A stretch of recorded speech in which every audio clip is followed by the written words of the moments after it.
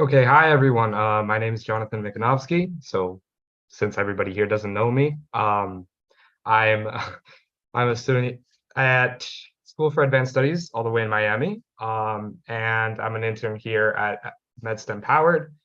So yeah, it's great to meet all of you. So today we have an amazing doctor for you. She is a board certified ICU pediatrician and investigator research award recipient. Dr. Arunami, I'm sorry if I'm messing up your name. Arunima Bera. Did I get it right? Awesome. Yep, you Okay, so did. she's gonna giving a presentation today and awesome. Yep. All right, great. Thank you everyone for joining in this talk, and I'll be sharing my screen very soon. But yeah, my name is Dr. Arunima Bera. I am so happy today to be a part of this virtual summer camp. I love getting opportunities to talk about the field of pediatrics, my own experiences, and hopefully today I will convince at least one of you to join pediatrics eventually. So yeah, let's go ahead. I'm just gonna share my screen real quick. Okay, great. All right. Can everyone see my screen? Yeah? Okay, perfect. Okay, so as mentioned, I am a ICU physician. I'm an ICU pediatrician, and again, I'm really happy and honored to be invited to be a part of the summer camp.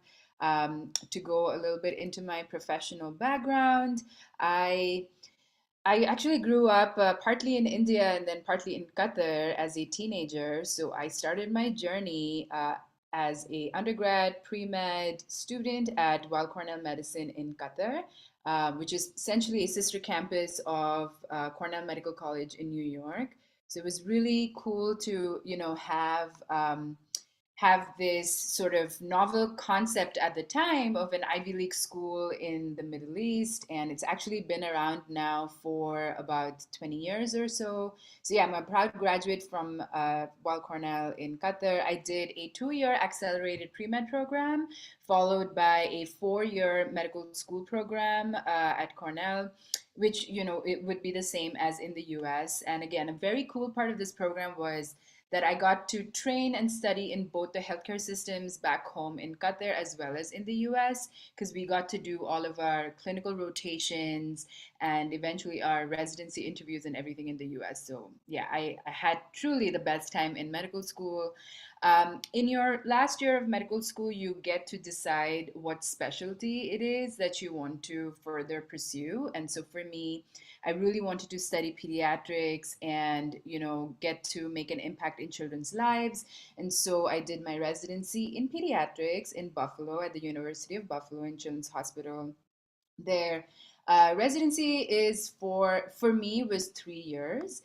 It's a range depending on what specialty you want to go into. Most primary care specialties like pediatrics, internal medicine, emergency medicine in some programs is about 3 years. If someone wants to be a surgeon, that could be longer. So it can be anywhere between 5 to 7 years that you have to do a residency in. So after residency, I could have stopped and become a general pediatrician, as many graduates do. But I wanted to further specialize within pediatrics, and so I did a fellowship in pediatric critical care. So essentially, I wanted to work in the ICU, take care of very sick children, and so that brought me to California. I did my fellowship at UCLA, and that was also an incredible experience. It was a pretty intense, tough time, to train in the ICU, but it was just tremendously just an amazing experience. And now, currently, I'm an attending physician, meaning I have my own team of staff, of nurses, students, respiratory therapists, etc., in the hospital, and I take care of children who are admitted to the hospital in California. All right. So why choose pediatrics? I feel like for me, there's just such a rich variation in physiology. Most pediatricians in the US can take care of children between the ages of 0 to 21. So that involves, babies that are just born to infants, toddlers, school-going children, young teenagers, and even young adults, all the way up to 21 years of age. So that just lends a very rich range of, science and physiology in terms of what's going on with their bodies and their health. And then another really rewarding part of this job, as with many others, but the unique thing about pediatrics is you're actually not just taking care of the child, but you're also interacting with their family in a very, in a very intimate way. You get to manage the family's expectations. You get to, um, treat the child, of course, but then also educate the family on how to prevent certain problems from coming back, on how to manage their child's illness. And what I've found is that in the hospital, even if I were to see that family once in my life, I try to make the interaction meaningful enough that they always take something with them when they go home. So yeah, it's incredibly rewarding. You really get to make an impact in so many children's lives, their families' lives, and everything. Every day brings something new. You get to learn something new yourself as a physician, so it keeps you on your toes. It makes most days very interesting and eventful. And yeah, all in all, it's really really awesome. So this picture was of my medical school graduation, which was almost 10 years ago. And it's pretty wild to think that. But yeah, it's just been truly awesome to be in this field. So if you were to come across any pediatrician, either as a patient or if you were to go to medical school and later on, you'll probably hear this at some point, in that children are not little adults, in that their health, their bodies are very different from what an adult's, body and physiology may be. So it's just something to kind of keep in mind. And even the way that they, behave when they are ill or when they're about to get better, they're just a very unique set of the population. And I truly enjoy working with them every single day.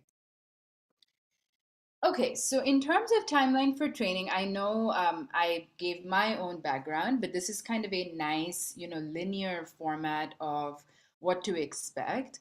So I'm guessing, some of you may be in college, interested to pursue a field in STEM. That may be medicine. Some of you may want to be physicians. Some of you may want to pursue grad school or a PhD or, some other STEM related field. But for people who are interested in medicine, at some point your path will converge towards applying for medical school. And so, medical school being 4 years, the first half of it, a lot of it is focused on the theoretical part of it, right? So, a lot of it is courses into the basic sciences, genetics, biochemistry, anatomy, neuroscience, etc. The latter part of it is when you get exposed to the real world. So, you start doing your rotations in hospitals, and I would say at that time, it's really important to keep as much of an open mind as possible. You're a sponge now, you're ready to take all of this information and experience in. So, learning as much as you can from your rotations, and then when it's time to pick a specialty that you want to pursue, because that's what the format is in the US, listening to your intuition and which rotation stood out for you the most is going to be really helpful for your residency application. Then residency is a very unique part of your journey because it is when you are a full-fledged doctor, right? So you have that title of MD or DO or MBBS, at the end of your name. So you're a doctor at that time, but you're also training on how to be a working professional. So it's both when you're learning and you're working. And in the beginning, it can feel daunting, because you're learning to work the system. You're learning how to, order x-rays for your patient. You're learning how to prescribe medications that are the right dose. So it's safe, safe for the patient. And I've done some videos on this on my Instagram blog, but the first 6 months for me when I was a first year resident, it was overwhelming because there was just so much that I felt like I needed to master right away. But then I realized that I'm not the only one who, may be struggling or who may just find it challenging. Everyone is pretty much in the same boat. And with every couple of months or with every passing year, it does get easier. You do feel a lot more confident. I think asking questions, both to your peers, but also to your mentors and to your bosses, is going to be really key. And at the end of the residency, I think most people feel, pretty confident overall within their field. And then some people may choose to do fellowship, which is that, further specialization within your field. So fellowship is kind of like residency on steroids, because now you are specialized, you are a physician, but now you are learning even more advanced, topics. You're learning how to take care of even sicker children or children with more complex conditions. So the learning curve is even steeper. And now you have to learn how to manage a whole team, right? So as a fellow, I had a team of residents, students, sometimes even college students who would come to shadow in our hospitals. So teaching them, supervising them, but at the same time also learning myself on how to be an attending. It's a very unique role. But a lot of things, would apply, like I mentioned before, which is have a solid support system, identify a mentor that has your, best interest, and then before you know it, you'll become a boss, right? So that's when you'll become an attending. And I think every attending in their first year, they have this moment where they're like, oh, wow, like this is it. This is me now. I am in charge of everything. I have to make these decisions for my patients, and that's it. Like, what if I make a mistake? What if I, mess up or something? And that's pretty normal. That is to be expected, because I think you just realize the gravity of the responsibility that you have. But I think that's where, and even things like imposter syndrome may kick in. It's a phrase that's pretty popular these days. But I think it's just sort of reminding yourself over and over again that you have earned this place, you deserve to be here, wherever it is in your journey. You have worked extremely hard, and you know your stuff, and that a lot of that comes with, just practicing things over and over again. And really, a career in medicine, a journey in honestly any STEM related field, is really that of lifelong learning and keeping your mind open to having to learn things, relearn things over and over again.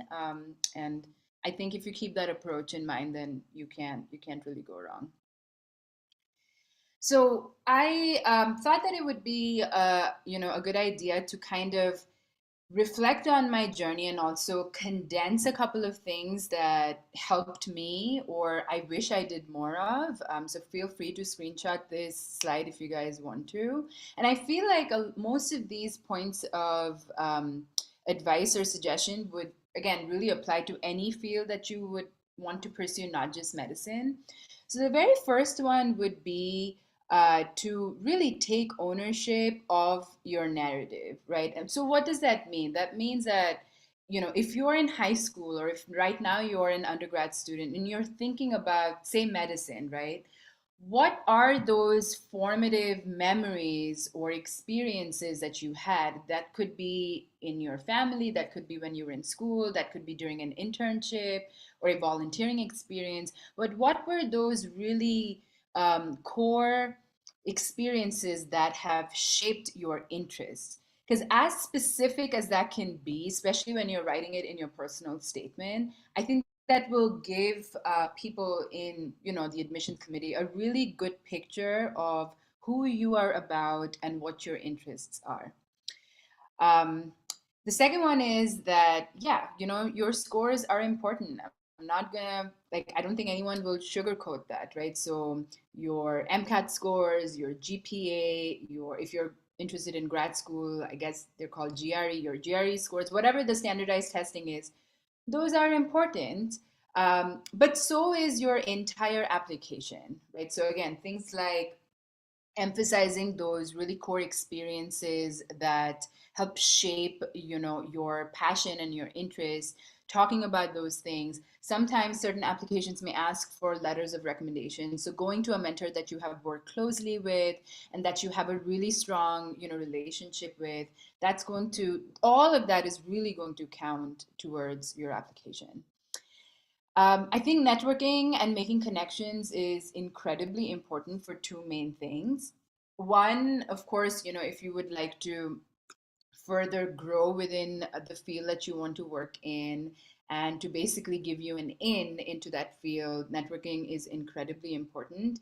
But also, I think it's really important in terms of giving yourself visibility in terms of what all the possibilities may look like.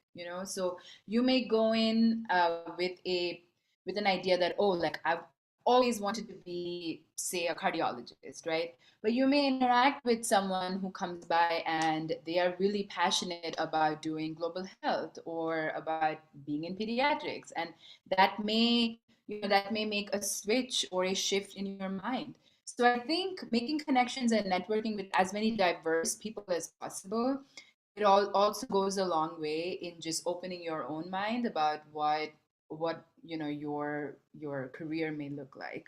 And these days with social media, I feel like it's just such a nice way of connecting with people, simply through a DM or even an email. I frequently get DMs from prospective medical students or students in college or even residents, asking for advice or suggestions, and I love getting those because I try my best to help everyone out. So there's really no shame in cold emailing or even DMing. It may feel awkward for 2 seconds, but it's okay. You can push past that. And then staying open to learning lessons from everyone. And what I mean by that is, trying to really observe humanity, trying to observe your patients, their backgrounds, even people that work within your team, right? So I think keeping an open mind and listening to people's stories and what their struggles and challenges may be, I think overall really help you become a more empathetic individual. And it feels like in medicine where you're interacting with so many people from so many different backgrounds on the daily, having that bit of empathy or having a level of understanding really goes a long way in establishing that relationship with your patients. Because at the end of the day, your patients are placing so much of trust in you as a physician. So, yeah, I think that's definitely something that I would recommend everyone. And then please do not ignore your hobbies and interests. As you get older, as you get into the grind of school, grad school, and then later on, it becomes very easy to kind of get sucked into the whole work, training, learning grind. And there is a reason for it, right? Because it can be a grueling process and a time. But I think staying true to your hobbies, to your interests, things that bring you joy, really help shape you to, first of all, keep bringing that joy and fun element into your life, and they also help you become a little bit more well-rounded of an individual. So I really think that keeping some sort of passion or hobby outside of work, outside of your schoolwork, is a good idea. And then finding the right role models, finding the right type of mentors, the more time you spend with them, really the more they will help shape your core values and really help shape your path that you would like to pursue. um, Going back to again your application, your personal statements, as specific, as really personal as they can be, I think that would go a long way in setting yourself apart. Not coming from an angle of, oh, like, what do I think? The way that I write, like, what do I think will make for that perfect applicant? Because honestly, I don't really think there is such a thing. It's more of an illusion. But if you stay true to who you are, and yes, show your passion about what you really want to pursue through your written word, that will go a long way. And as with everything, with writing, with interacting with patients, with any experience that you want to do, practicing as much as you can, that will give you a lot of confidence as well. Okay, so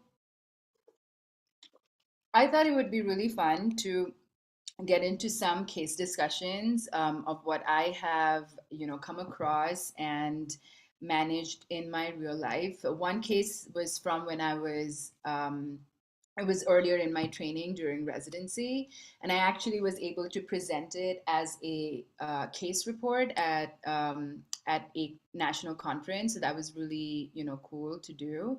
And then the second case was something that I came across as an attending, and I actually learned a couple of things that I didn't know prior.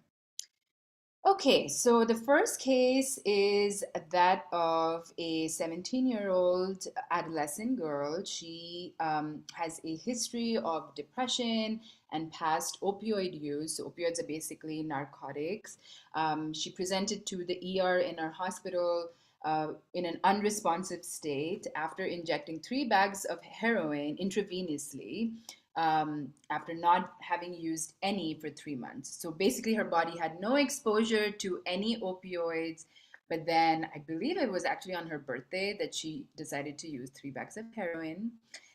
Probably not the best idea. So she came into the ER. She was unresponsive. Her blood pressure was very, very low. And so the team gave her initially some intranasal naloxone. So naloxone is a medication that is a reversal agent for opioids. It's actually being now rolled out as a public health measure to be used for people who may be unconscious on the streets or anywhere else, and you may suspect that they've overdosed on opioids. And when you give it in a timely way, it can actually help improve their level of consciousness. So, when a patient like this, they're unresponsive, they're not really waking up as much. When they come into the ER and you have sort of limited history of what may have gone on, you need to do sort of a head-to-toe assessment. A big part of that is doing an EKG, which is basically looking at the electrical rhythm within your heart, because a lot of reasons for losing consciousness may be if you've had either a heart attack or some sort of abnormality within your heart. So this, when we, took her strip and did an EKG, basically showed that she had something called white complex tachycardia from having her potassium levels too high. So it's an abnormal rhythm. This is basically what is called a QRS complex. And in normal rhythms, it's supposed to be like a narrow, very, well-defined sort of 2V complex. But in her case, because her potassium was very high, it led to this abnormal strip. So as part of the workup, at this point, again, we're trying to figure out, right, like where is the most amount of organ damage happening? What could have caused, this level of decreased consciousness? And again, what kind of damage is occurring? So these are basically some of the lab values that were very abnormal in her. I'm sure there were a lot more labs that were taken, on the patient, but I thought that it would be good to, mention some of the significant ones. So the first one is troponin. So troponin is basically an enzyme that is released by your heart cells, so your myocytes, whenever they are injured or inflamed or they're dying. So you might hear troponin in the context of a heart attack in adults, but even in pediatric patients, if they're having either a heart attack or if they have passed out for a long time, your heart basically doesn't have as much oxygen going to itself, right? So the troponin in this patient was very elevated. As you can see, the reference range is like less than 0.01.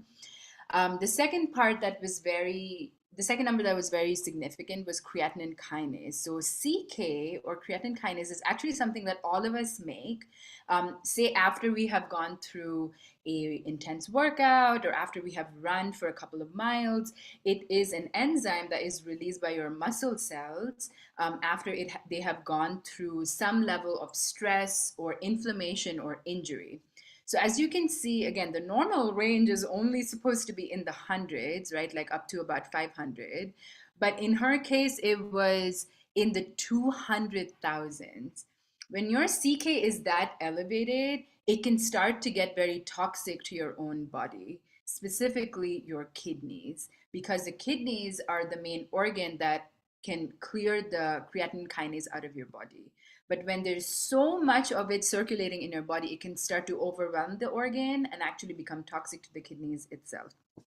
And so, because this patient wasn't making as much urine, meaning their kidneys weren't working, we had to do emergency dialysis on the patient. So basically, we had to kind of take over what the kidney would usually do.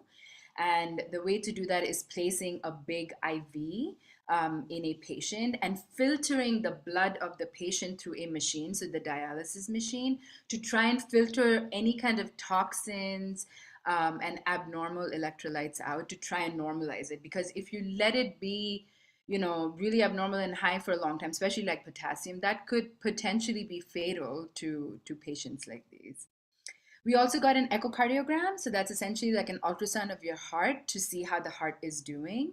And it showed that the ability of the heart to squeeze, or systolic function, was depressed. And this could very well have been because the patient was unconscious for a couple of hours, wasn't getting as much oxygen to her brain, to her heart, to her lungs. And these organs are very, very sensitive when you don't start having as much of oxygen supply to them. So again, as part of the whole workup, the team also got some imaging of her brain. This is an MRI of her brain, and normally when you get an MRI, in a well-functioning individual, pretty much all of the part of the brain should be gray, except for these grooves where there is fluid and channels, and they're basically called ventricles. But in this sequence called the GWI sequence, when you have a part of the brain that lights up that brightly, that part essentially is dying, meaning it's compromised. It's not as much oxygen that reached that part of the brain. So hence that area is called an infarct. This may also happen if a patient is going through a stroke. So essentially, she started having these neurological symptoms where she was having expressive aphasia. So she was not able to essentially speak coherently or form her words and sentences. And she started also complaining of numbness in both of her legs.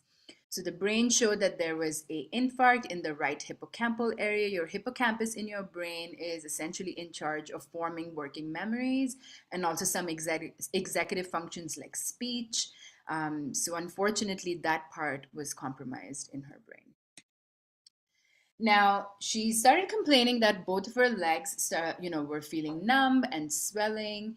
And so, when you have a patient who's either had direct injury to their muscles, or they've been, basically passed out or down for so many hours, it's very likely that those muscle groups, they were getting starved, right, of oxygen. So they're inflamed, they're injured, and so what happens is that within this compartment that is your leg, it could even be in your arm, in your thighs, the muscles are getting swollen. That entire area is getting more and more tight, and there's nowhere for that pressure to be released, right? So it's basically getting, imagine like, a part of like the muscle getting swollen within like a tight compartment. So because of that, what happens is that these swollen muscles and tissues start putting pressure on your blood vessels, and that can become a vicious cycle of your muscles getting even more starved of blood supply and oxygen, and that's what can result in compartment syndrome. So in compartment syndrome, you may have numbness, you may start to have tingling, weakness where you are not able to move your muscles around that well. And again, it can really lead to that entire part of your body, the blood supply being cut off. So in order to prevent that part,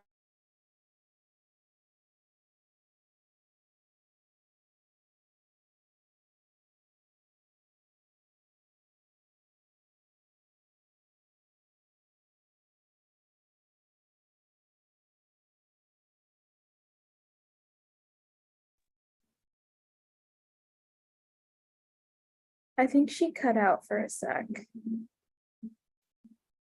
We'll give her a sec to come back. Maybe her Wi-Fi is not great. But yes, don't worry.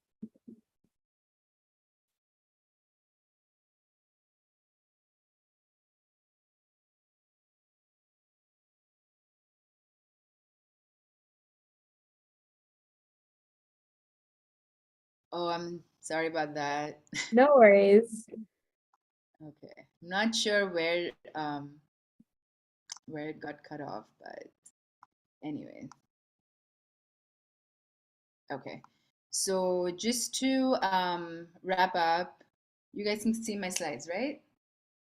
Okay, great. So just to wrap up on this slide, essentially, yeah, she needed to undergo fasciotomy. So basically, these incisions that had to be made along, the fascial plane in her legs to try and release some of that pressure from her very inflamed muscles. And because she had so much of inflammation and infection going on, she also needed IV antibiotics. Okay, so needless to say, this patient was extremely sick when they came into our ICU. She actually needed to stay for about 8 or 9 months in the hospital total before she got discharged. And she had pretty significant weakness in both of her legs. She needed intensive rehabilitation and physical therapies after being discharged. But the good news is that with a lot of speech therapy and just overall occupational therapy in the hospital, she was able to regain her speech function, and her brain function for the most part was intact. So that's good. So, in terms of statistics, kidney injury because of myoglobinuria, so basically release of that creatinine kinase myoglobin protein, this injury, if it is very significant, it can actually affect your kidneys in about 1/3 of patients. And if it is not treated or managed within time, it can actually result in mortality in up to half of these patients that have kidney injury. So your muscles are very, very vulnerable to any kind of damage or inflammation within about 30 minutes of mechanical stress. Some of this may also be observed in people who do really intense heavy lifting in the gym when their muscles aren't used to it, when they're not in, say, good shape or form, but they all of a sudden are lifting, say, 200, 300 pound weights. Ultra marathon runners, if they're not taking care of their hydration, their electrolytes, sometimes they may have rhabdomyolysis. And then of course, people who may either have a really bad fall or a really bad car accident, sometimes they may also have what is called muscle crush syndrome. You have the initial swelling, which may be immediate, right? But then you also have a secondary cycle of swelling, which may last up to 2 weeks after the initial insult. So, the very main thing that you want to make sure, even if it's in a patient that is not as sick as this patient was, is to hydrate them as soon as they come into your either clinic or your emergency room with isotonic fluid. So that meaning either normal saline, that's usually what we use, that sodium chloride, or even lactated ringers. You want to basically make sure that you're trying to flush that, toxic creatinine kinase as quickly as possible, and also help them, pee as much of that out as possible. There is, some benefit to maintaining an alkaline urine pH by using sodium bicarbonate, but when you look at majority of the studies, there's not been as much benefit, shown in most patients. I think the biggest thing is to hydrate them and then to take care of basically the kidney as much as possible. And even though dialysis may not help overall with the muscle injury, of course, if you have a patient whose potassium is, normally your potassium is between like 3 to 5, this patient's potassium was a 9. That can again be potentially life threatening. So by doing dialysis, you help filter that excess potassium out, and that can actually be life saving for your patient. So dialysis has a lot of other advantages that way. And then in terms of the neurological effects, hippocampal infarcts, which is what occurred in our patient, it's only really been reported in a few reports, case reports around the world. We don't exactly know how and why just that part of the brain, could have been affected in this patient. Some of the other sequelae that you may see are things like transverse myelitis, which is essentially inflammation of, segments of the spinal cord, plexopathy, which is when spinal roots and nerve bundles may be affected. And then also something called AIDP, which is again when you have certain nerve bundles getting demyelinated, and the nerve function corresponding to that bundle gets affected. So, in conclusion to this case, opioids are not good for you. They have a lot of really bad side effects in both pediatric and adult patients. The main, side effect of that. So, within opioids, of course, heroin is like one of the most sort of potent and toxic ones. But even prescription medications like fentanyl, which unfortunately a lot of it can be laced in other substances, even prescription medications given to patients after surgeries, like Lortabs and codeine and stuff like that. You have to be very, very careful of how much you're taking in a day, because it can decrease your brain's respiratory drive to keep breathing at a normal rate. And if basically you overdose on it, your heart can also, not basically be functioning the same. So, the biggest takeaway also from this case is that organ dysfunction is very time sensitive. So, say if you lose consciousness, or you have a heart attack, or you have a stroke, any kind of event that can alter your oxygen supply to your tissues, about 4 or 5 minutes in, if you haven't started chest compressions, or if you haven't basically started resuscitating the patient, after about 5 minutes, if you don't have as much oxygen reaching your brain, you may start to have injury to organs like your brain, to your heart, to your lungs, that are extremely fuel dependent and oxygen dependent.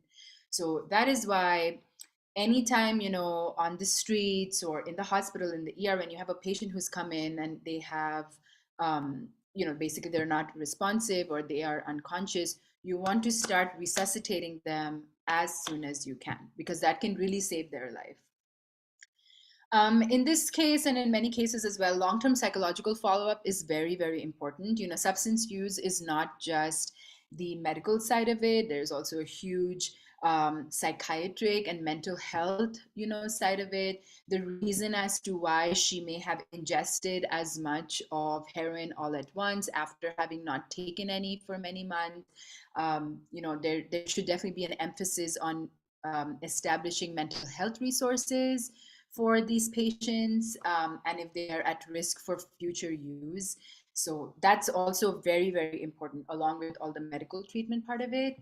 And the sort of silver lining to all of this is, even though she was so sick in the hospital, because she is still young, and even in younger patients, so in infants and in children, when you have insults to your brain does have the ability to actually repair and even regenerate a lot of those parts of the brain that are injured or inflamed or damaged.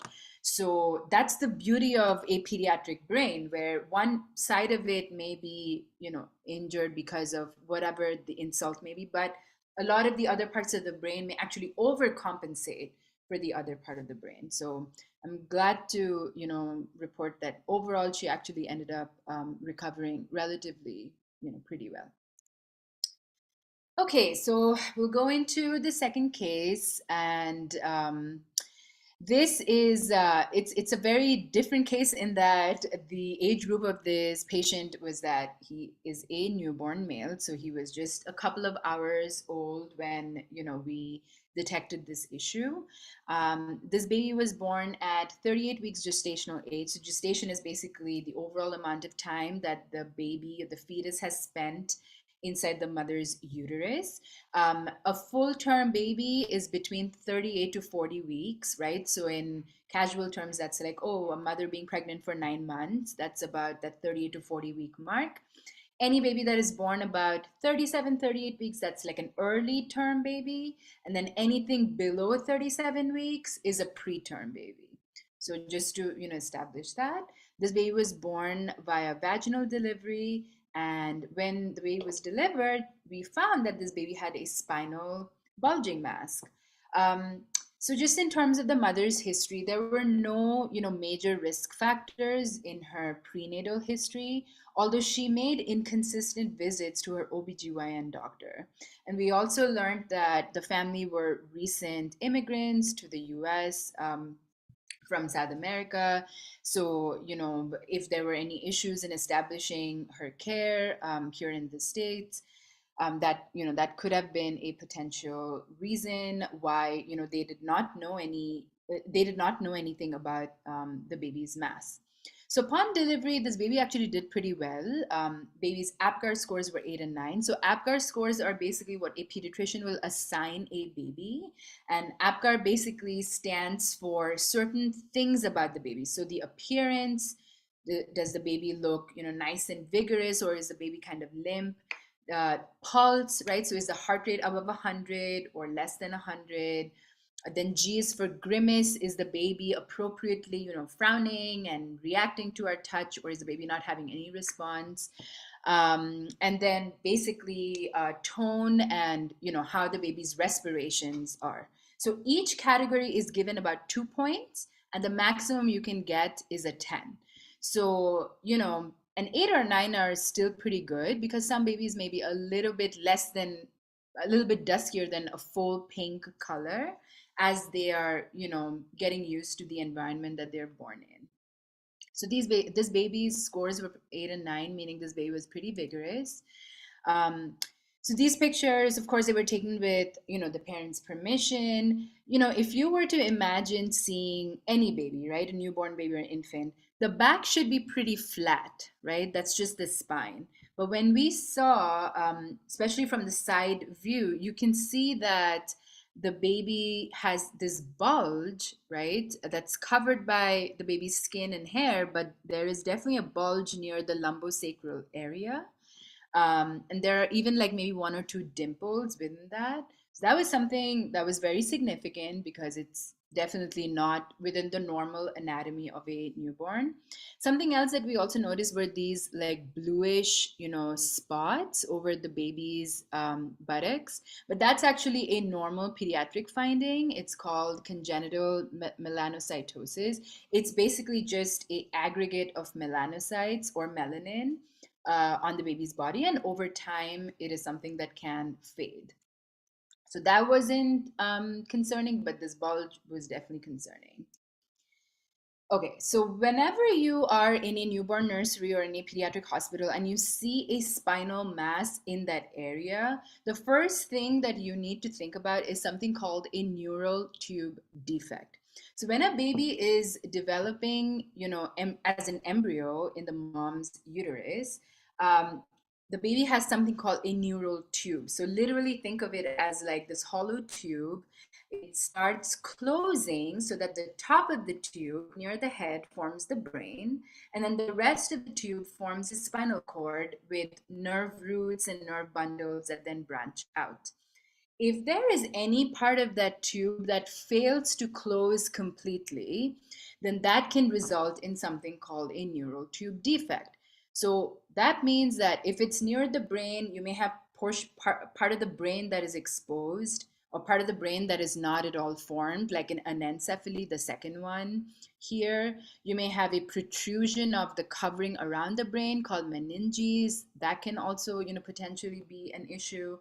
Or at the other end, where the spinal cord is, you may have a protrusion of, again, the covering around the spine, which is called meninges.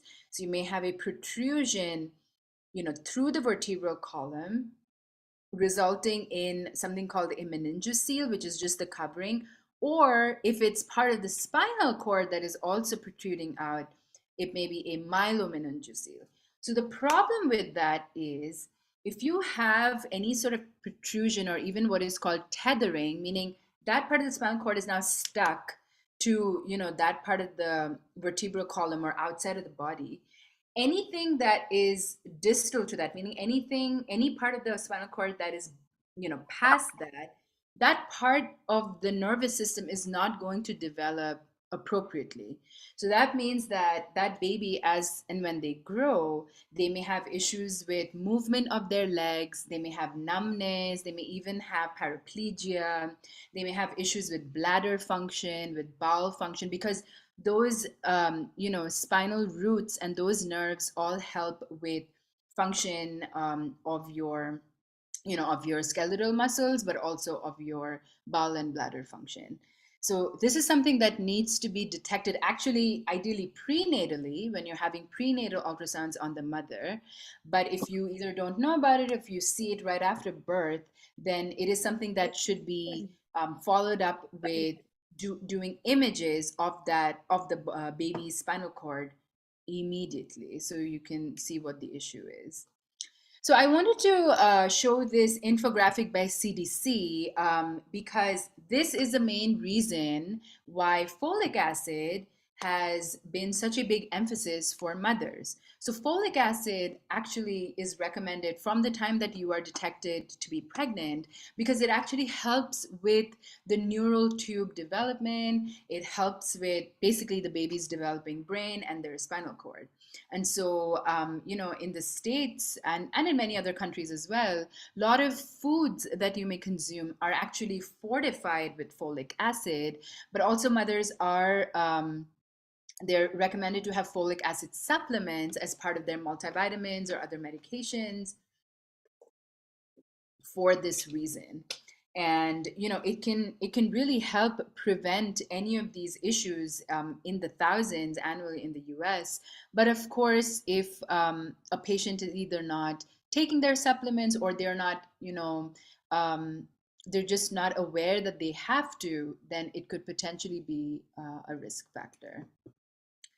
So this is actually something that when I was researching this case, I came across some of these statistics, or some of these observations, and it was a learning moment for me that compared to non-Hispanic women, um, some Hispanic women could actually have lower serum folate levels, which may affect the brain development of their babies.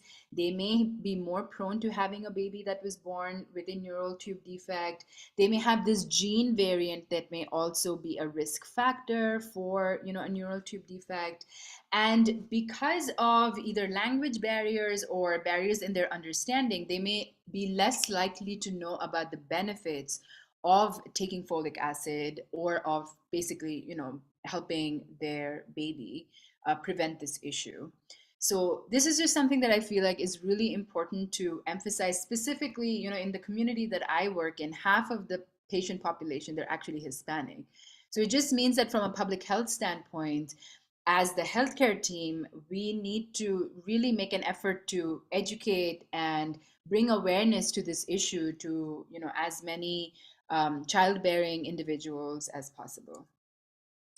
So, the very first thing that you want to do, like I mentioned, is get an image, right? So the first image that you can start off with is an ultrasound, because it's easy to do. It's much cheaper than the other, imaging modalities. So the ultrasound spine was read as suspected for a lumbosacral mass. The gold standard after an ultrasound is to get an MRI. That's kind of, think of it as this, like, HD like picture of really any of your organs, but especially your spinal cord.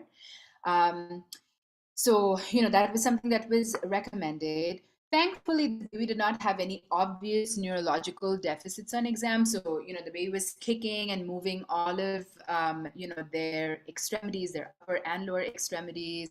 They did not have any issues with peeing or pooping. They did not have any, obvious deficits or anything. So that was good.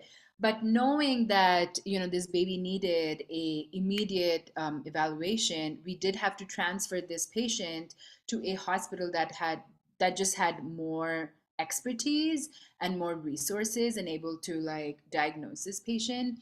So we transferred the patient to our parent hospital, essentially, where they were found to have a spinal lipoma. So basically, a lipoma is a collection of fat cells, adipose tissue, that thankfully in this patient did not tether or make that spinal cord sort of stuck to the vertebral column, but there was definitely the spinal mass that was found on the MRI.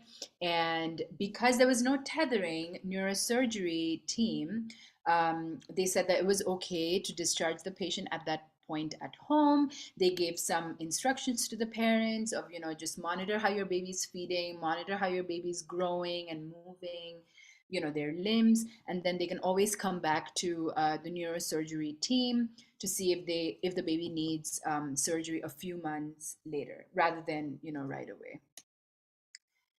So these are a couple of images that I actually found from a journal, because this baby did not need surgery right away. But on the MRI, as you can see, there's like this big collection of fat, fat tissue, adipose tissue, which is that lipoma. And again, this baby actually, it ended up being not as bad as it could have been, because it could have very well been part of the spinal cord that was kind of protruding out, which would have been a myelomeningocele. And these are some of the operative images in this journal. So, they basically separate this part out, which is all of that fatty tissue. And these really shiny white thread-like structures, those are basically the nerve bundles within the spinal cord. So I'm imagining, I'm not a neurosurgeon, but I'm imagining you would separate that tissue out and basically very carefully close the rest of the tissue and gently, basically maintain the spinal cord. And then, of course, continue to monitor the patient as and when they're growing.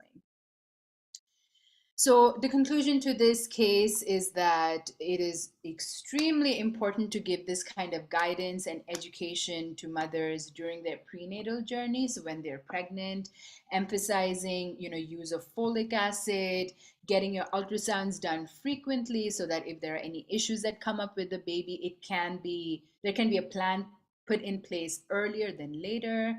But unfortunately, the reality is that depending on how many resources you have available to you as a mother, as a family, you may not always have that, guidance or or that kind of access, which is why social determinants of your health really matter in terms of, how your health is, how your baby's health could be. And then just as a physician, whether you're an intern or you're an attending, also sort of knowing when to transfer and when to keep the patient. A lot of that comes with experience, but a lot of it is also trying to think to yourself that, okay, is this something that I can deal with, my team can, handle at my hospital? Or is this a situation where the patient needs more expertise and resources at another hospital? All right, so that was the second case. I'm so happy to share these cases and just my experience overall. And yeah, I'm happy to take any questions about any of this. And yeah, thanks for joining in. Before we take questions, can we please give Dr. Bera a round of applause? Thank you. I can stop sharing this.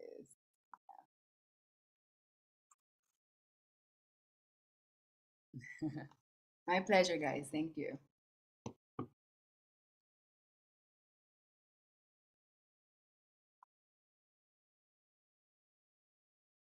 Okay, so as I'm sure you already know, we're probably just gonna take a few questions. People will raise their hands and you can call on them, or I could call on them. However you want to do it, just let me know. Yeah, feel free to to call whoever has a question, and I'm happy to answer and help out in any way. All right, awesome. So if anybody wants to raise their hands, and then we'll just go by whoever's first.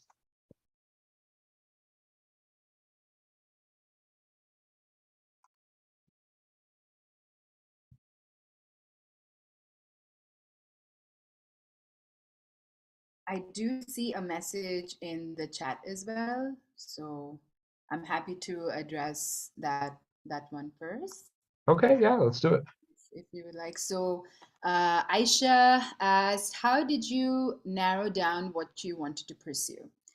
Or in other words, how did I come to wanting to pursue pediatrics? That's a great question. And I think, the way for, everyone has their own unique way in which they came down to their decision of what they wanted to pursue. I think for me, honestly, a big part of wanting to do pediatrics is my baby sister, growing up with her and seeing how she achieved her milestones and just how she was as a baby, and then, as a toddler. It was really fascinating for me to see that because I am, more than 10 plus years older than her. So I was already quite grown when she was growing up. Yeah, so there was something very, very cool about that. And then eventually, when I, was doing my rotations in medical school, when I got into my pediatric rotation, it was one of those things where things just clicked right away. I truly enjoyed working with the pediatric patients. I know for some people it can feel a little intimidating when you have a crying baby or a crying child, or parents who are very stressed. But again, for me, it was just a really awesome opportunity to take care of someone who is sick, and also help educate their families, learn how to evaluate a child who's not able to speak yet. That takes a whole other skill set. So yeah, there was just something very rewarding about that. Of course, the science of it is also very cool. But yeah, it was one of those things where I feel very lucky that it clicked for me right away. And then of course it's also a rule of excluding other things. So I knew after I did my internal medicine rotation that I wouldn't really want to work with the adult population. Of course, respect to my friends who do, but that's not something that interested me.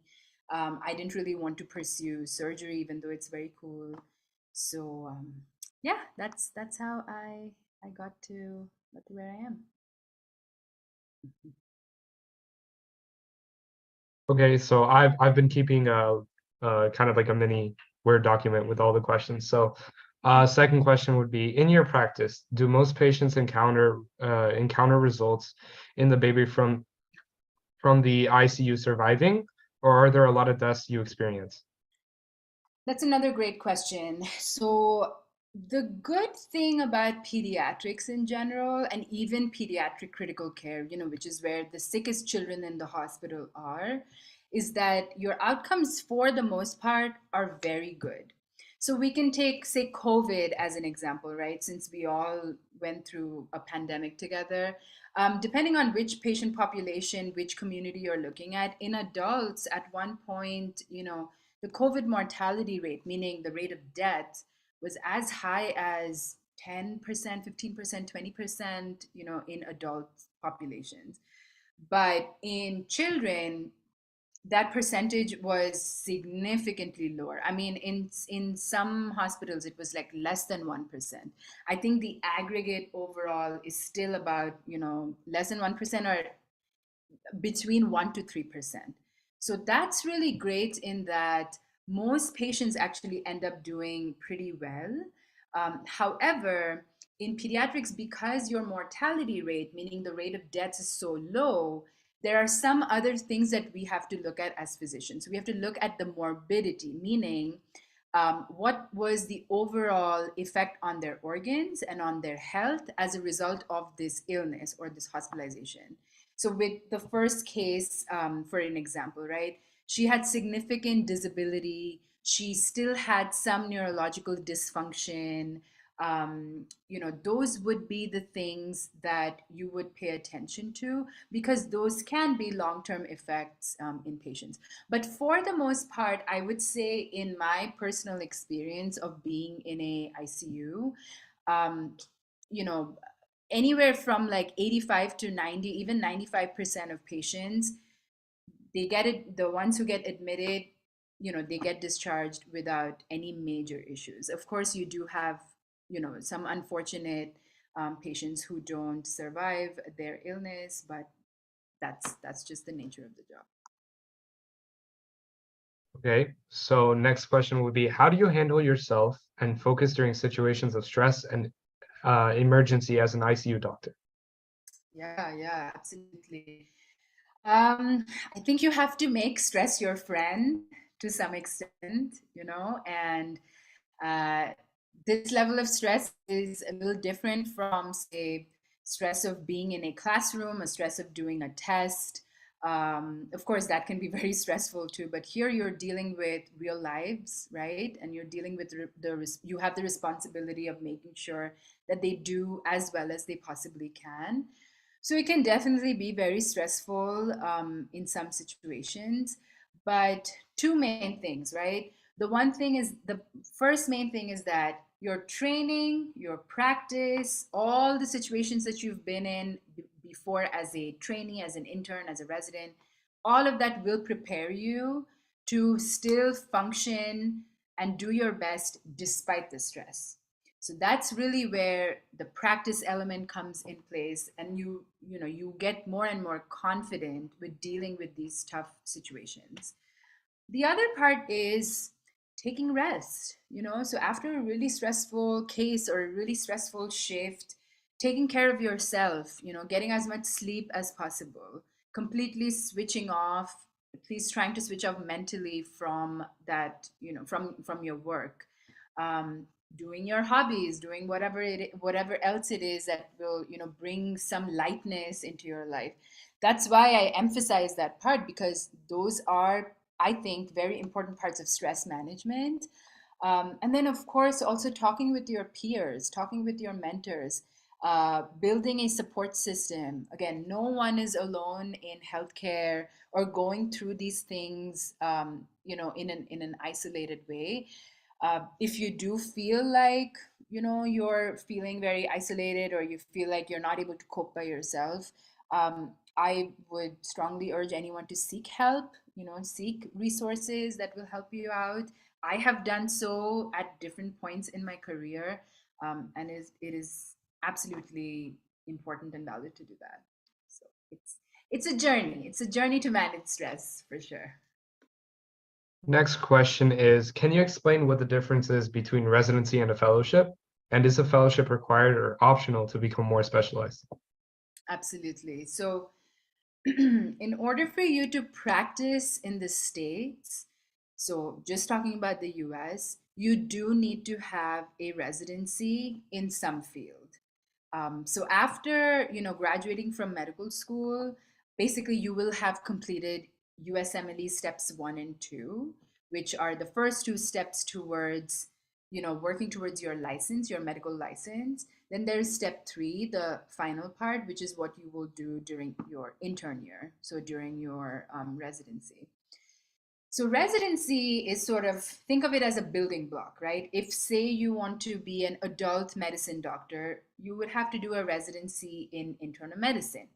Now, after doing adult medicine for the 3 years, say if you want to specialize in hearts, right? You want to become a cardiologist, then you would have to pursue a fellowship. So fellowship is further training within that really, really subspecialized field. So it's a further specialty. And that can be anywhere between 1 year to 2 years or even 3 years. So that's the main difference. And yeah, you cannot do a fellowship without first doing a residency. That's the minimum requirement. Next question is, are there any cases that don't have a diagnosis? Sometimes, yeah, sometimes, and that's where, you get to realize that your patients are not going to be like textbooks. Your patient are not always going to behave like what you have read in your courses. Sometimes we may have, a patient coming in with a whole set of symptoms and signs. You've done all this testing, you've done all your labs and your imaging and all kinds of investigations, and you may not have a very, particular diagnosis to label, to put, basically assign the patient.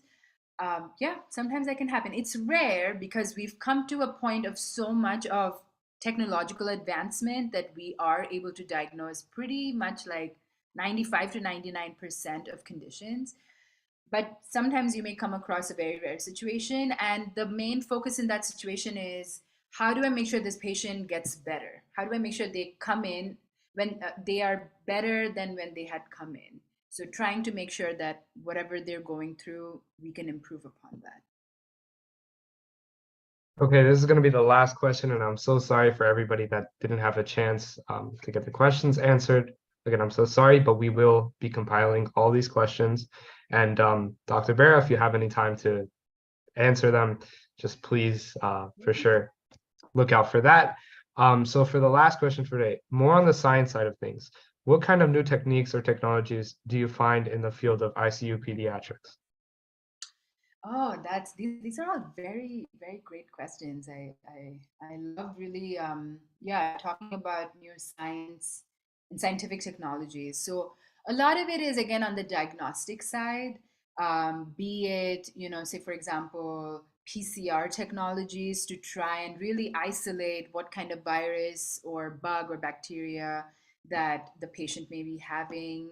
Um, Improved techniques in imaging, in procedures.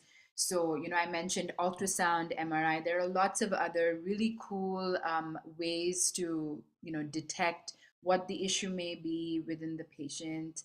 Um, you know, Getting to do procedures in patients that are as non-invasive as possible so that the ability to recover from that procedure can be done as quickly as possible. These would be the three main sort of categories where I have seen quite a lot of improvement. And ultimately, the goal is to make the experience for the patient as pleasant and least harmful as possible. So, yeah, it's a great field for anyone interested. So again, if you didn't have the chance to have your answer question by this amazing doctor that we have right in front of us, please try to follow her on Instagram. Instagram's good for you, right? Yeah, absolutely. Yeah. Okay, so Instagram, try to reach out and ask your questions for sure if you didn't get the chance to have them answered. And just for now, I want to pass it over to Davina herself. She's going to be talking about the research symposium and attendance poll. Awesome. Yeah. Before we do that, we just want to say one last thank you to Dr. Bera for coming to speak to us today. It was lovely getting to hear all about your profession and all of the wonderful case studies. Thank you so much for all that you do. Absolutely. Thank you so much for having me. And I just want to wish good luck to everyone on their own journey. I'm rooting for all of you, and I wish you all the best. And take care. Yeah. Thank you so much. We hope you have a great rest of your day. Thank you. You too. Okay, so I'm going to launch our attendance poll like usual, guest speaker and profession. And then please also remember to fill out the guest speaker thank you form for Dr. Bera. We'll be sending all of your responses to all of the guest speakers at the end of the program. And a reminder that if you fill it out for all of our guest speakers, you'll get an hour of volunteering. So please feel free to do that. You don't have to do it right now, but at some point before the end of the program, please do that. And I'll leave the poll up for a minute or two. And we wanted to talk to you all about our research symposium. So our research prompt has been released. It's in our Google Drive now, but we wanted to share it all with you fresh while you're here during the session. So I'll send a link of it in the chat right now. It's really exciting. This is our third year running our research symposium, and we're really excited. So I hate to interrupt, but why is it like giving me an error? So I If it's giving you an error, please direct message me on Slack. Okay, so we're really excited to go through our research symposium prompt with you this year. It changes every year, and each year we're really blown away by the creativity from all of you and all of your submissions. And I know that for a lot of you, this is your first time doing a summer program with us. So I wanted to take you through the prompt that was created by our lovely director, Thanuja, and then I'll take a couple of questions before we go into our workshops for today. Okay, so our topic for this year is the Medical Marvels Challenge. And for those of you that really want to ask some more questions, some more in-depth questions, you're concerned, you haven't done any research before, you want some tips on how to read a scientific article or how do I find credible sources, we're going to be hosting an optional workshop tomorrow at 5:00 p.m. Eastern Daylight Time. And I've included the Zoom information here, and we'll send it out on Slack as well. But I really encourage you to attend. If you have any questions about the research symposium, we'd love to answer it for you then and kind of take you through that research process. But I just wanted to get that out there first. But our prompt for this year, and you can follow along with me, it mentions that despite all of the advances that we as a human population have taken to make the world a better place and a healthier place, there are still a lot of global health challenges that are threatening the lives of millions and billions of people all around the world. So last year, our research symposium prompt was kind of centered on climate change and how climate change is one of the most pressing challenges of our time and has become both an environmental crisis and a global health crisis. So students and participants examined how climate change really affected the population's health. And this year, we're going to expand it a little bit. So we have climate change. We also have antibiotic resistance that's on the rise, an increase in cardiovascular diseases, cancer, diabetes, obesity, malnutrition, infectious diseases, and the list goes on. So we've listed kind of a bunch of global health crises that have been on the rise for the last couple of decades. And the prompt is to select one of these challenges and do some research on it and develop a realistic and applicable solution. So your solution is going to focus on improving the prevention, the diagnosis, or the treatment of any of these challenges or even the challenge itself. So you have the opportunity to use previous research. Again, the point of this research symposium is to use what's already been done before and kind of make it your own, develop your own unique solution. And for those of you that might be a little bit confused, you're not sure how to develop your own solution, don't worry, we're going to be releasing some sample submissions from previous years so that you can see what students have submitted in the past. And so some examples of this include designing an innovative method for early cancer detection, like using AI image analysis. There's a couple more mentioned there.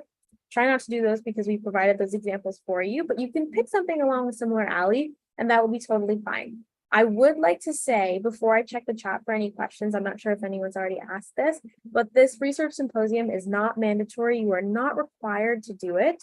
And this is just for students that want to kind of get into the research process, to work collaboratively with people in this program. And of course, we give out awards for a variety of categories that we'll be releasing a little bit later on. And you can also have the chance to present your submission at our research symposium, which is going to be taking place on Saturday, August 19th. And so we consider everybody that presents during the live symposium for speaking awards, and we give a few speaking awards during that time. But if you submit a project or a presentation or a document of any kind, you'll automatically be considered for category awards.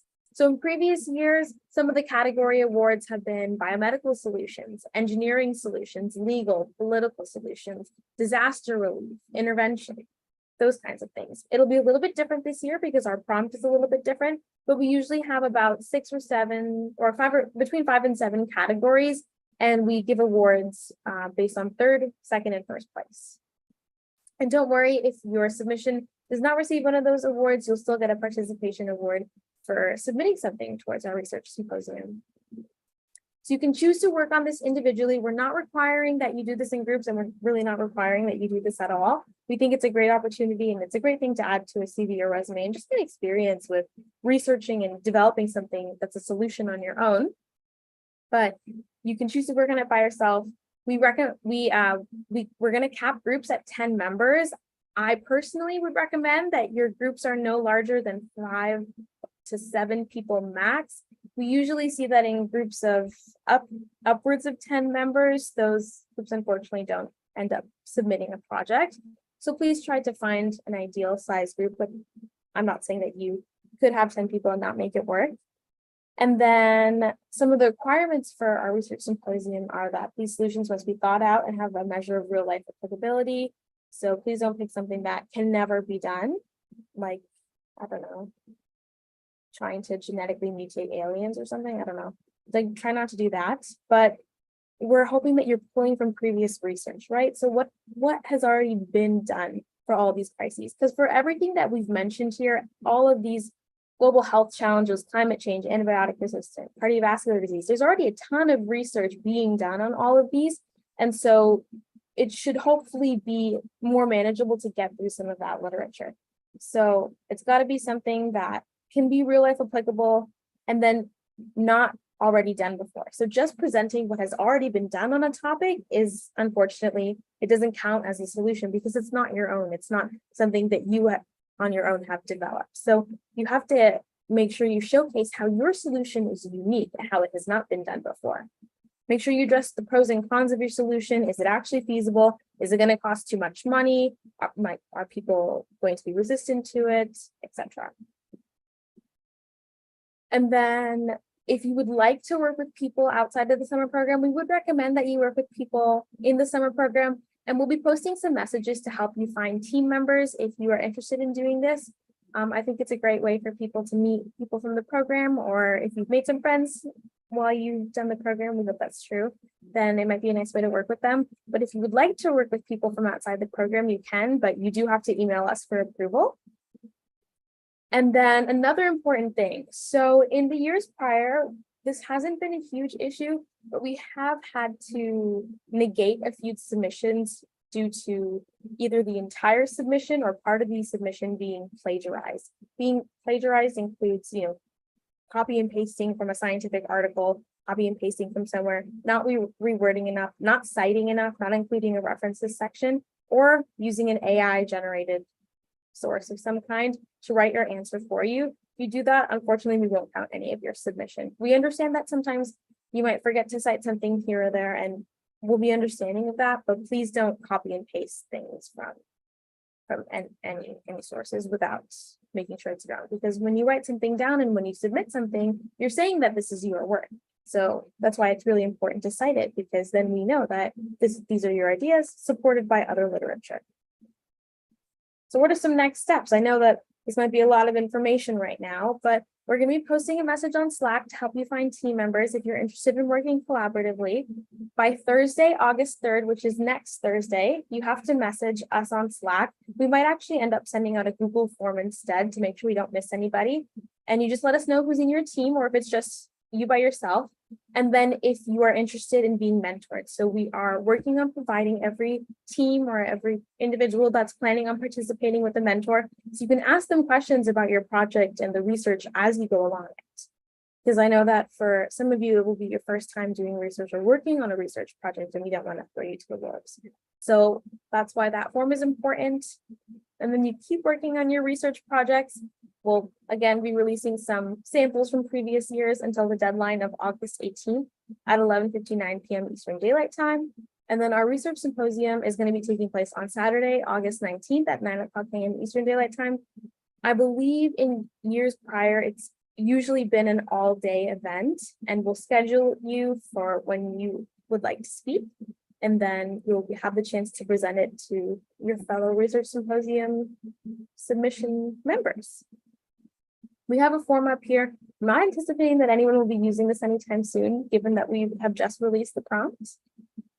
And the way that you can work on this is through presenting a slideshow, a pre-recorded video, a document, using some kind of visuals or graphics. If there's something here, there's a medium that you'd like to use to submit your project in that we haven't listed, just email us for approval. We're always happy to endorse and embrace your creativity. And yeah, I think that was all the information that I had to share about the research symposium prompt. The doc is already in our shared Google Drive. The workshop will be tomorrow if you have more detailed questions, but I can look through the chat right now to see if there are any quick questions that I can answer. And yes, we'll be making groups on Slack for you, or if you want to use Discord, we can help you use Discord too, because we launched our own Discord this year. And I know, and if that works better for people to do like channels and to meet with your group members, then we can help you set up like a Discord channel as well.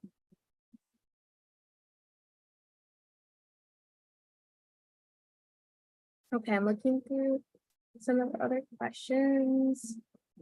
The question with the mentors. So your mentors will either be undergraduate or graduate students that have experience with research.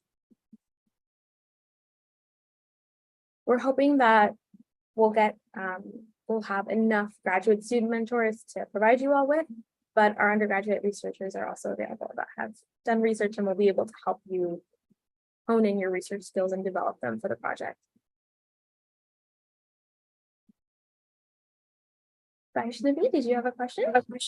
Yeah, I just had a quick question. So, if you want a mentor that isn't like one of the mentors that you provide us, like you already know somebody, could you contact them or is that not allowed? Yeah, you're Okay, okay. Thank you. yeah, no worries. Someone asked, would you be able to connect your research to another project that's already happening, but your idea is more broad? Message us, we'll let you know.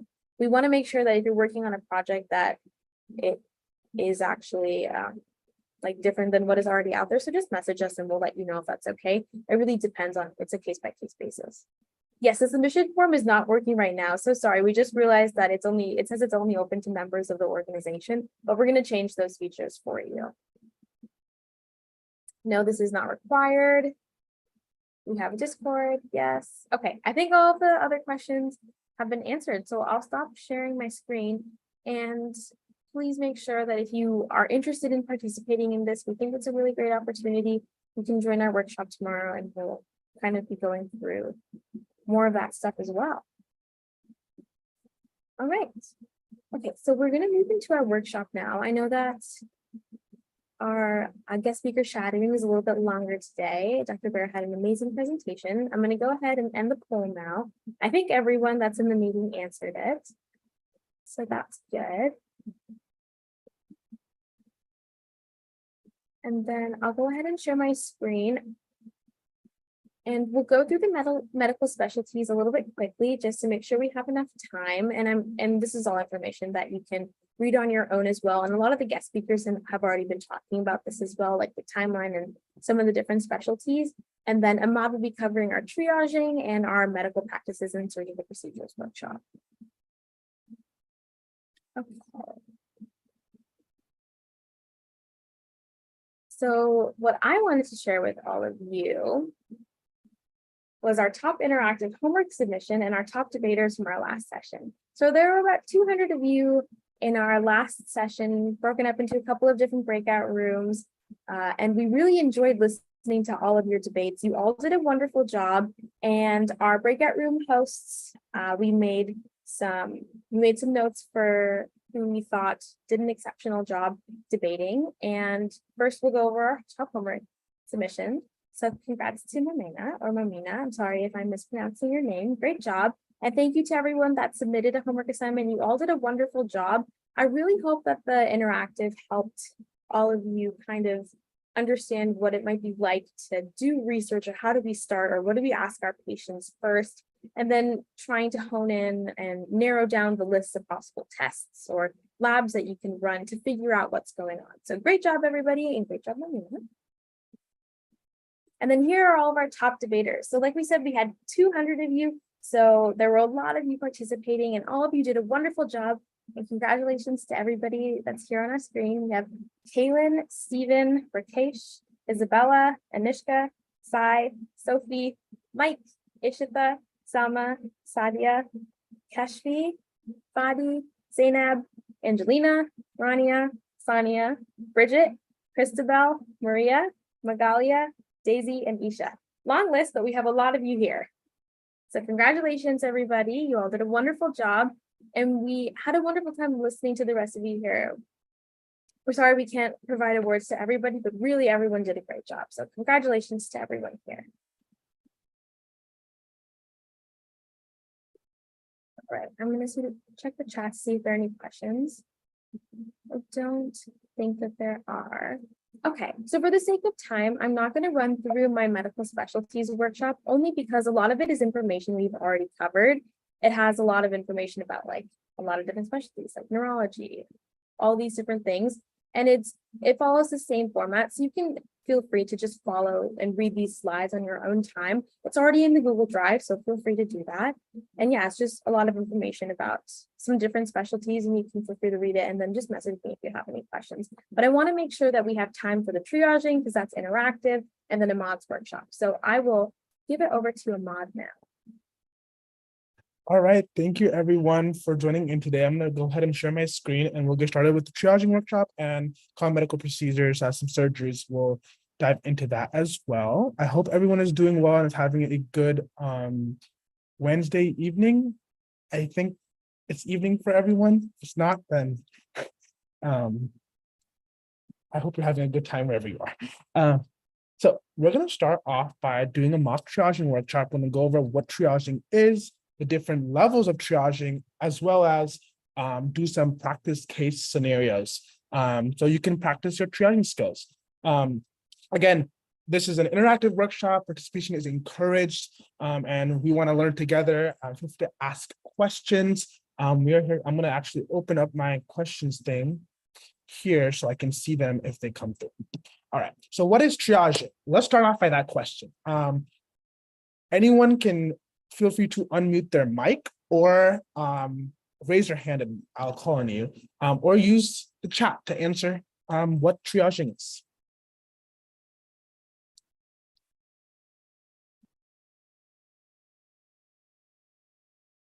And if you don't know, that's also okay. That's the point of the workshop. So exactly, prioritizing patient care. What level of patient care? Who comes first? Who's immediate? Who's not immediate? If you work in an ER as a patient tech, or as a nurse or as a physician, you're gonna have to figure out who can be prioritized later and who's critical, who needs to be prioritized first. The question was, what is triage? What is triaging in a medical setting? I see a process of assessing the immediacy of the illness presented to the ER. Perfect. Those are an example. So like you all said, triaging is a process that's used by hospitals, emergency rooms, and other healthcare systems to determine the order in which a patient should be treated. And this is, again, based on really two important factors: urgency and severity of the various conditions. And triaging is used when a large number of patients need to be treating during hospital hours, or if you've seen like on TV shows like Grey's Anatomy, if there's a huge mass casualty incident, there is various triagings that take place to see who's prioritized first on the list of care.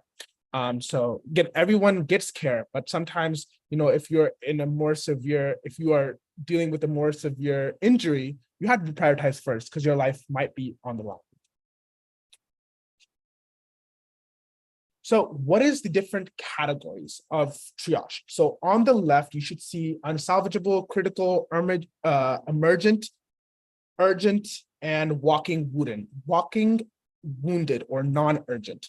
So unsalvageable is when the patient is not breathing and is essentially deceased. And again, no amount of medical attention is expected to restore signs of life. Critical or red is when a condition is life-threatening and a patient is severely unstable, and the patient must be seen immediately and require extensive interventions such as intubation to restore the patient. And again, the patient could be unresponsive, in respiratory distress, declining mental status. It could be in a code. Again, they're in cardiac arrest. That is someone who's critical, who needs attention right away, and you cannot prioritize or deprioritize their injury or illness or their condition, because if you do deprioritize it, there's a high likelihood that the patient will become a code black or a black, unsalvageable. So you don't want that to occur. So then the next category is emergent or orange. And this is when the condition is potentially life-threatening, and patients should be seen immediately. Maybe I think some hospitals have different standards of what the time frame is, but usually from what we've seen is about 10 minutes. And this will often require, testing or some medication, and any delay, if a delay is to occur, it is harmful to the patient's progress. And then you have urgent, which is yellow. And this is whenever the condition is acute, but not necessarily severe.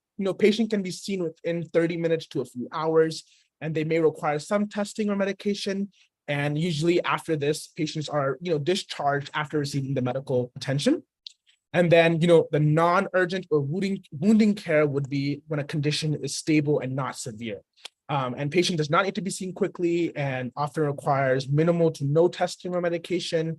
And, patients are expected to be discharged immediately after medical attention. So time to mock triage. That's some of the very most important high level skills or the high level understanding need to know about mock triaging. And like our shadowing speaker, Dr. Berna was saying earlier, it is important that you not only know how to understand, how to read, how to analyze medical information. Like, again, you can know how to, like, the categories of mock triaging, but unless you're able to do it, unless you're able to actually practice on patients, it's not going to be helpful in developing your skill set. So you have to be able to practice your skills. So that's one of the reasons we wanted to do this mock triaging session. So patient 1. At the scene of the natural disaster, a 14-year-old male walks into the emergency tent with a broken arm. The patient's vital signs are all normal and all other extremities are undamaged. The patient is fully aware of the situation and does not appear to be in any distress. What category should he be tagged? Give everyone a couple of seconds to pretty much type it in the chat. And if you feel like you want to offer an explanation, feel free to raise your hand and I will call you.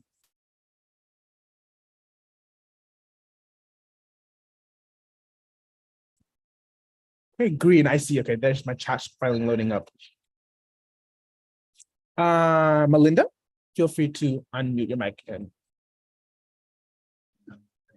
Hi, I said green because of the fact that his vital signs were all normal and none of his extremities were damaged.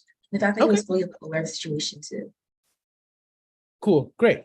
That is actually correct. Patient 1 is in category green. Again, he is walking around the scene with an apparent singular extremity injury, otherwise known as walking wounded, and care does not need to be immediate for the patient's safety.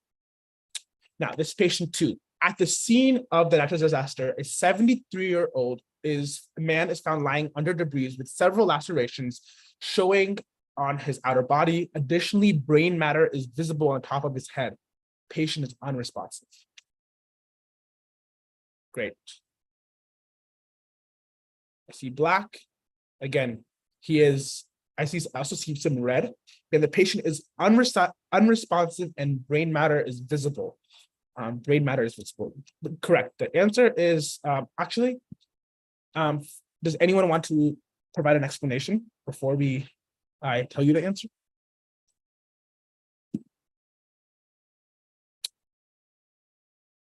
Leonardo?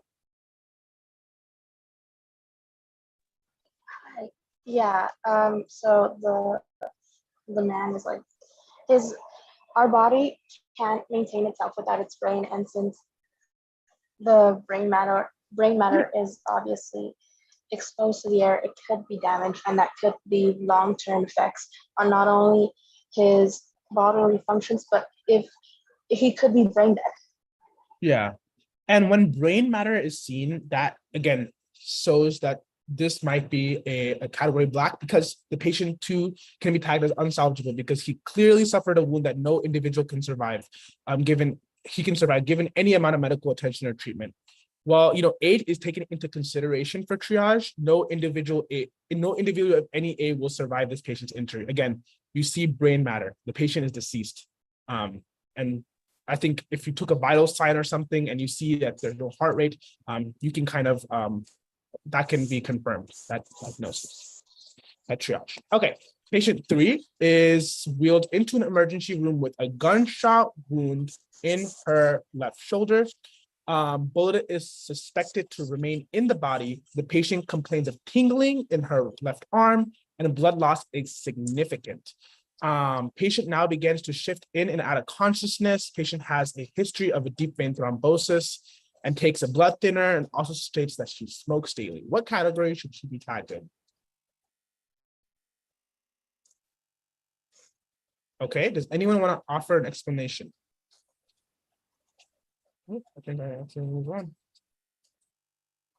Red, I see red. Does anyone want to let us know why they chose their answer? Maria?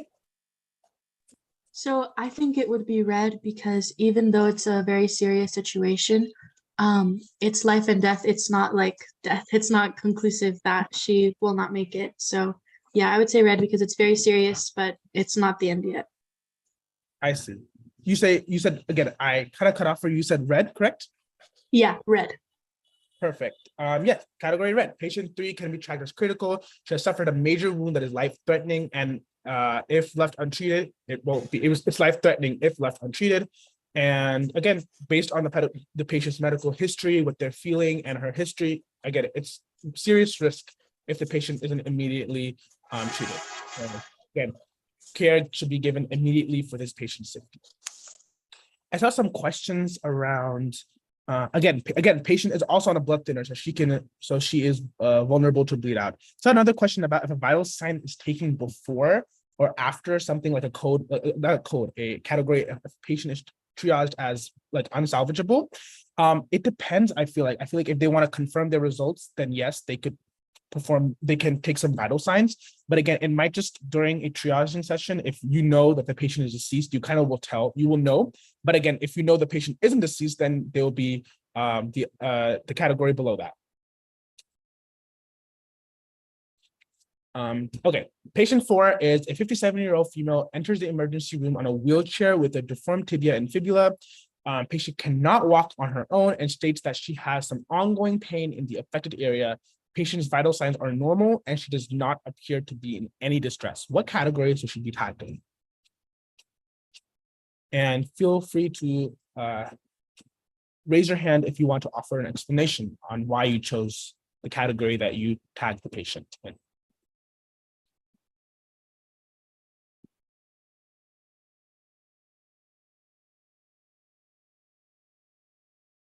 I see orange. I think Maria still has her hand up. I know Maria answered earlier. So if anyone else wants to offer an explanation, feel free to.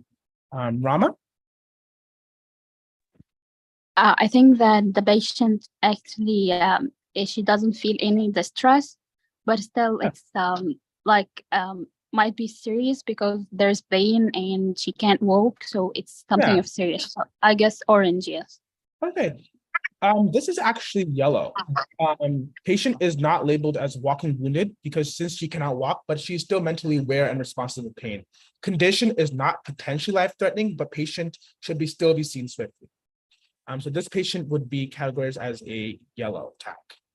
And this was one that a lot of people were like confused about earlier as well. So we can go into this patient a little more in detail. Again, there might be different answers, and that is okay. But based on this presentation, the yellow would be the right answer for this tag. And patient 5, a family member shows up to the emergency room with their 4-month-old daughter, whom they consumed half a bottle of aspirin pills. She apparently climbed out of the portable crib during nap time and sometime reached an open bottle of aspirin. Patient is quiet and breathing is shallow. Quick pulse changes are noted. The patient is drooling and has occasional tremors and convulsions. What category should this patient be tracked in? Alex.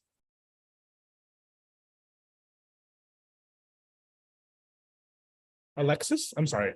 I am reading this name wrong. I'm sorry. Apologize for that. I think it's either a black or red because the child is having convulsions and they could potentially overdose. So I feel like either if it's treated right away, they could potentially still have a chance to recover, but if not, the child has a chance of overdosing before they get the help that they need. Yeah, let's see. The answer is red. This patient is in critical condition and should be seen as soon as possible. Giving the patient symptoms, shallow breathing, convulsion, it's clear that she consumed the pills and must be treated immediately. Chemical toxicity, especially for newborns, must be handled swiftly in order to prevent the immediate and long-term effects on health. Yes, so this would be a red. Okay. Last, this is one of our last patients, but second to last. At the scene of a mass casualty earthquake, a 35-year-old man is found with no apparent injuries. He does not seem to have a pulse and is unresponsive to commands and questions. What category should he be tagged?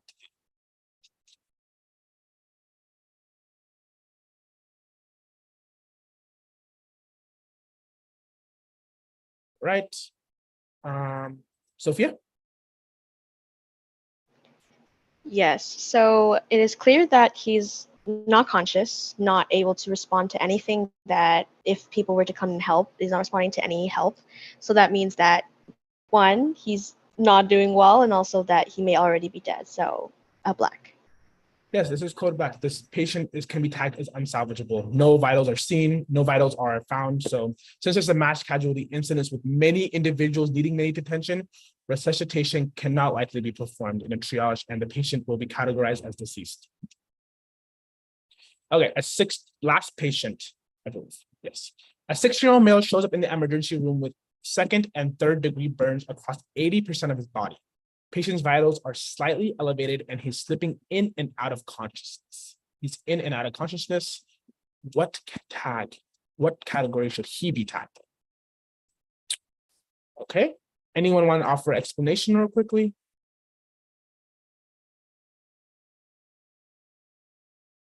If not, I'll tell you. So, drum roll.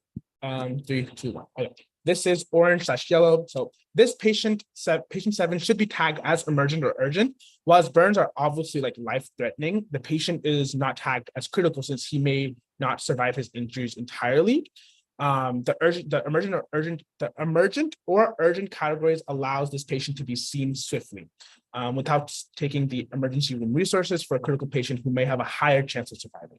So whenever you're in an emergency room, right, and there's a mass casualty going on, there's just not enough resources to provide everyone. So the patients that are most likely to survive are going to be given those resources, and the patients that are more like they're tagged as like an orange or yellow or maybe even like a red, and if they have a low likelihood of survival, they may not unfortunately be given all the emergency room resources. So again, care must be given immediate as resources are available there, but if they're not, then unfortunately, there's really nothing that can be done, so yeah.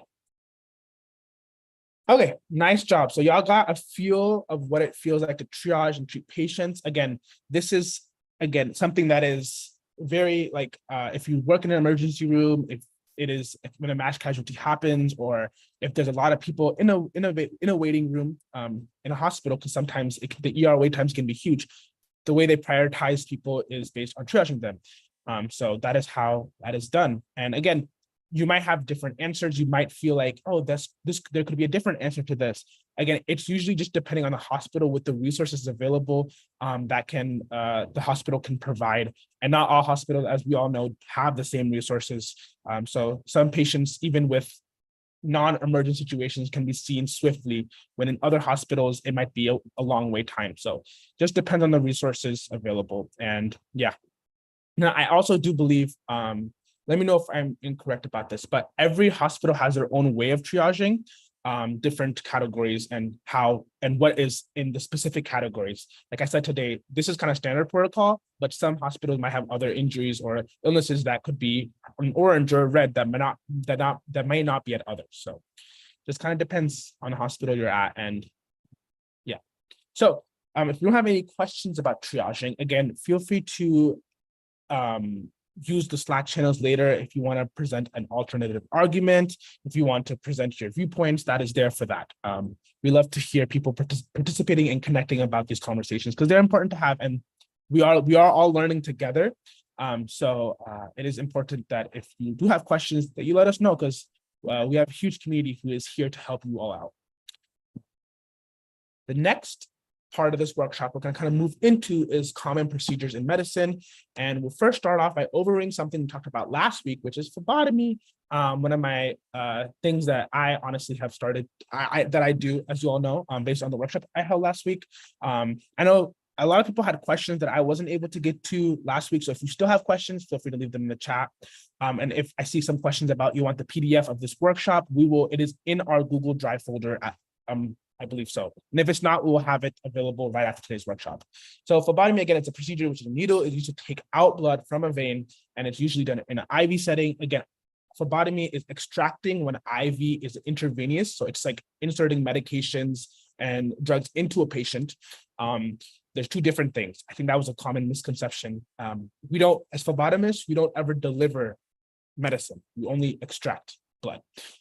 Again, here are some examples of how a vein may look like. This is like, I'm gonna say this is a sweet gold. Like if you see this, then you're lucky. Like this is not like, I think like over 90% of people that I have drawn are not like this, unfortunately. So they're deeper, you can't see them, you have to feel.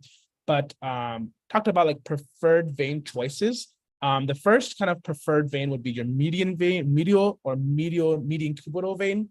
Your cephalic vein is the second option of choice, and the basilic is the last. You don't want to use the basilic because it's under a lot of nerves, and I do not recommend using the basilic. If you have no choice, just be mindful that you are close to a lot of nerves, and you don't want to hit a patient's nerves because that can result in long-lasting injuries that you don't want to. You can also get a case against you. So don't do that. Don't use your basilic if you don't have to. Stick to the cephalic or the median cubital vein. And again, you'll get better at it as you practice more.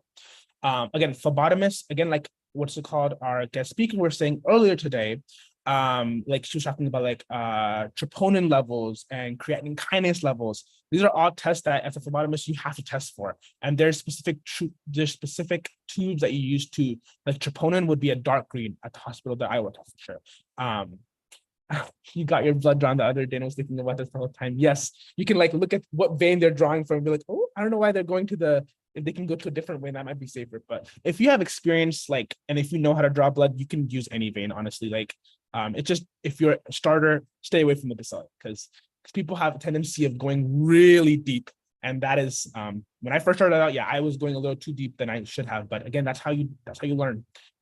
Like you said earlier, like troponin, that's another test that they do for evaluating for the heart health and stuff. For like heart response and stuff, that's a troponin test, and that's done in a dark green tube. So again, the doctor needs to know those values by a phlebotomist, has to draw the blood to even get that value. So again, another example would be a phlebotomist can draw a CBC or a complete blood count, which shows your WBC or your white blood count, and this can determine if an infection is present if the white blood counts are too high. So again, there's a lot of things that this is like emergent. Like if you need, this is the first step of the whole process. A blood panel has to be done.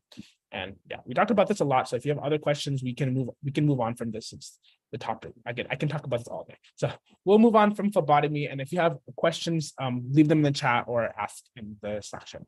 So the next topic we'll talk about is an appendectomy. Nowadays, this is like the traditional approach. Again, nowadays, it's probably done laparoscopically in most facilities because there's just machines and robots that a doctor can do it, without having to really open a patient like shown here. But it's good to know the rules of the book. I think eventually, if the technology isn't available, you need to be able to do it if technology fails, which happens. So appendectomy is one of the simpler procedures. A surgeon makes one incision in the lower right side of your abdomen. Your appendix is removed and the wound is closed with stitches. And again, appendectomies can be urgent. I've had my appendix removed, but I was really, really close from it rupturing. And when your appendix ruptured, it introduces bacteria into your stomach and in your stomach. So it's not in your abdomen. So you don't want that. It's really dangerous because that is urgent situation. You should definitely, if your appendix is ruptured, that is pretty urgent situation. So appendectomy, kind of the stages or how it's done is the surgeon is going to make an incision in the lower right section of the abdomen. The incision is usually less than 3 inches, and then the surgeon kind of conducts an internal examination of the patient. And if you are planning to go to medical school, you'll learn what looks right and what doesn't look right. And it takes a lot of practice. Like I was doing some anatomical work a couple of weeks ago where I was like viewing different structures in the body on patients. And it is very difficult to analyze what is right and what is wrong. That's why you have to view it like 1,000 times. So you just know when you look at it that this is not anatomically correct or there's some sort of abnormality present. So being able to do that is a skill, and it's going to come with practice like any other skill in medicine. You won't be able to read the textbook and be fine. Like you're going to have to practice it and use your interpretation and what your gut thinks is right, because from experience you develop that trait. Again, so yeah. Once that has been completed, the appendix is located and brought up to the surface of the body. It is separated from the surrounding tissue and cecum and then removed from the body. a pretty straightforward procedure. And then once the appendix is removed, the cecum is closed and returned to the abdomen, then the muscles are sewn back together and the skin is also sewn back together. So it is a simple procedure and it's done. It's one of the most common general surgery procedures. Again, nowadays, like I said, laparoscopically, it's done even faster because of the technology that we have available. Another like medical procedure or surgery that could be done is a thoracotomy, and we'll talk about the big, large, high level information, high level how it works, how it kind of how the procedure is done in a second. But a basic description of thoracotomy is it's a surgical procedure in which a cut is made between the ribs to see and reach the lungs or other organs in the chest or thoracic area. And it's usually performed on the right or left side of the chest. And a thoracotomy is typically done whenever the patient if the doctor or physician wants to get access to the lungs or heart area immediately. Sometimes when a patient is in cardiac arrest, they need to physically massage the heart. That is one of the reasons a thoracotomy can be done. It can be to reinflate a collapsed lung, repairing your heart, repairing your diaphragm, repairing parts of your chest wall, taking out a blood clot or tumor in the lungs. There's a lot of reasons a thoracotomy is done. I actually know a friend who worked at the hospital that I work at who saw this happen like live, and she said it was scarring because blood went everywhere. Like blood went up to the roof, like everyone was covered in blood after a thoracotomy was done, especially in an emergency situation. So it was from what I've heard it is really bloody when it is done in emergency situations. Again, here is here's a kind of an overall a picture or illustration showing you how a thoracotomy is done, and it starts again from the lower under your shoulder all the way to the rib cages, and it separates it goes through the rib cages. Again, the rib cages are believe they will have to be they have to be separated for this procedure to occur. That's again all part of the specifics for thoracotomy. But again, the goal is to get to the heart and the lungs. Again, this procedure can take up to 3 or 4 hours, but I know in emergency situations it might not. Surgeon will usually cut around 6 inches long on your left or right side, just below the tip of your shoulder blade. And once surgeon has reached the desired ribs, they will be cut until there was room to work. And once it's finished, the surgeon will put the tubes will put in tubes which will drain fluid or air that may build up inside your chest, and another will let your medical team give you medicine through this chest tube. Again, we talked about this. It can happen for multiple reasons. It can happen if there is a blood clot, or if you're in cardiac arrest and the surgeon or a doctor wants to manually massage your heart.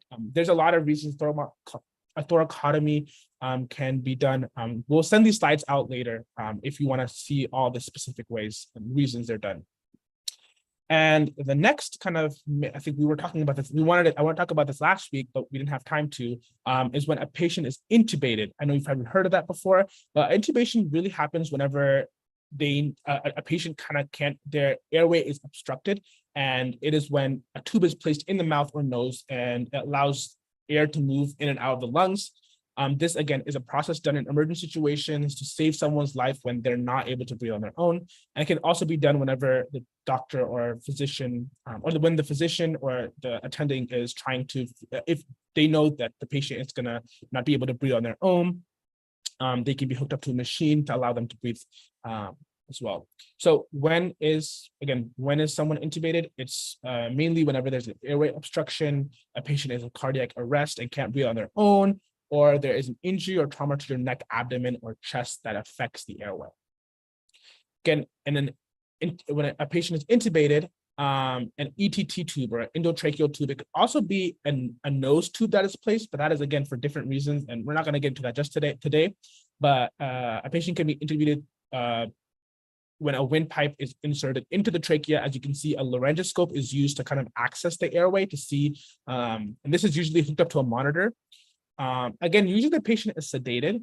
I'm not sure if it is painful or not, since I don't know. No, the session I'm hoping to keep within the next couple of minutes ended because I'm respectful of everyone's time and I understand y'all have other things y'all might have to do. So give me just a couple of minutes, and again, we'll have these slides available if needed. If you want to overview this, and a lot of resources for you after the session to ask questions if needed. But yeah, that is when a patient, this is kind of how an intubation looks like. A laryngoscope is used to get to kind of view the airway, and then an ETT tube is placed down into the windpipe. The next medical procedure we'll talk about here is a free skin graft. And this is the process in which tissue used for repairs or holes in the body is kind of obtained from a different part of the body, and then a graft is placed. And it's the grafts obtained are placed in new areas that is going to be repaired. So a graft is taken and it's placed into an area that wants to be repaired. Yeah, that's pretty much what a skin graft is. Does anyone know which medical instrument is used to take a skin graft? We'll learn it now. I'll move on.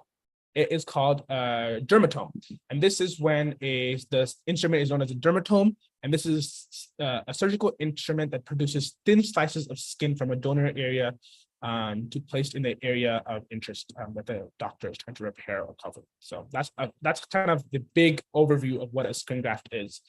Feel free to leave questions if you do have any, and we can definitely get to those.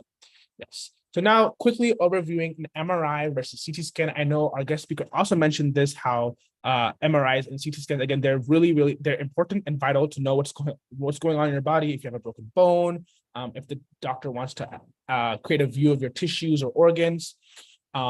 There's two different kind of imaging techniques kind of used, an MRI and a CT scan. The MRI is used, usually has a lot stronger radio waves and magnets, and it produces a really detailed in-depth view of your tissues and organs.